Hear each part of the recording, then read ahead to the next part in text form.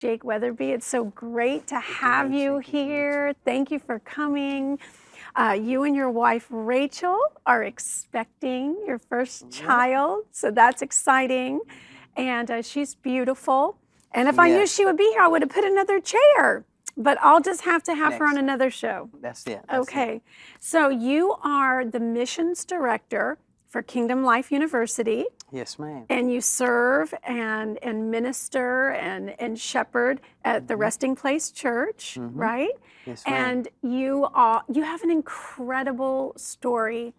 And when I learned about your story, I said, I have to have him on the show because you exemplify the epitome of answers to prayers from mamas like me praying for their sons. Amen. And moms that are praying for their grandsons, knowing that God can get them and use them. That's it.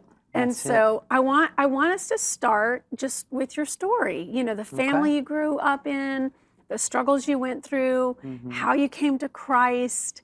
You had an incredible conversion.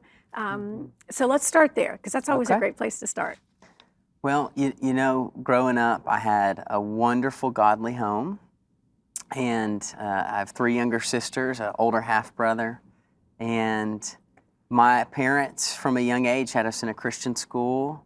You know, I went to church every Wednesday, every Sunday. And, you know, life was really good. And I'm very thankful for my upbringing. In that process, though, there were things happening behind the scenes where just family started to crumble as I got older. Yeah. And I personally really wanted a relationship with Jesus, but I don't feel like I had many examples that were truly authentic. Yeah. And I saw a lot of hypocrisy. Not necessarily in my own household, but just the environment I was raised in Georgia. And so by the time I was 17, Jen, I really went on my own little journey of discovering what I thought truth was. And it led me down some funny roads. Dark places. Some dark places, lost a lot of innocence. But you know, when I turned 20, I was miserable. I'd been arrested 4 times. Wow. I had no driver's license from the time, like basically, after I got it, I lost it at 16. And, you know, so I just came to this point. I wasn't living at home anymore. And I just said, God, if you really did send your son, I want to know him. And I want to have a relationship and an encounter with him, just like the men and the women that I've read about my whole life. And if you can do that for me, I'm yours. Wow. You can send me to the ends of the earth. And so that kind of was it was almost a prompting from the Holy Spirit, because I just started to think this whole week, it's time to give my life to him. And funny enough, you know, 2 weeks goes by and I decided that I would be sober for 1 month. I'd be sober from 1 month from any kind of substance that would alter my mindset. And I just said, God, I'm going to ask that you'd show up.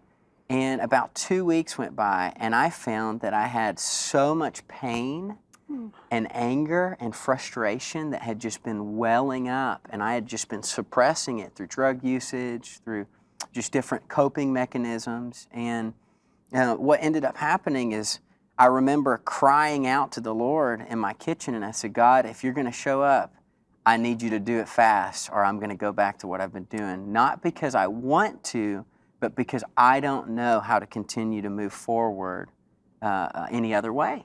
In pain. In pain. Yeah. Exactly. I mean, that was what was keeping me floating above water, right? And you know, here's the good thing. He showed up. He did. He showed up.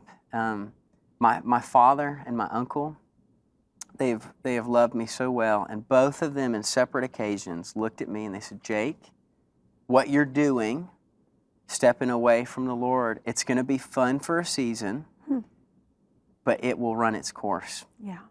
And when that time comes, we want you to know that we love you, we're still proud of you, and we'll take you in. And I'm so glad that they did that. What wisdom. Yeah. What mercy. The prodigal son, right? Yeah. I mean, they really took a chapter from that parable.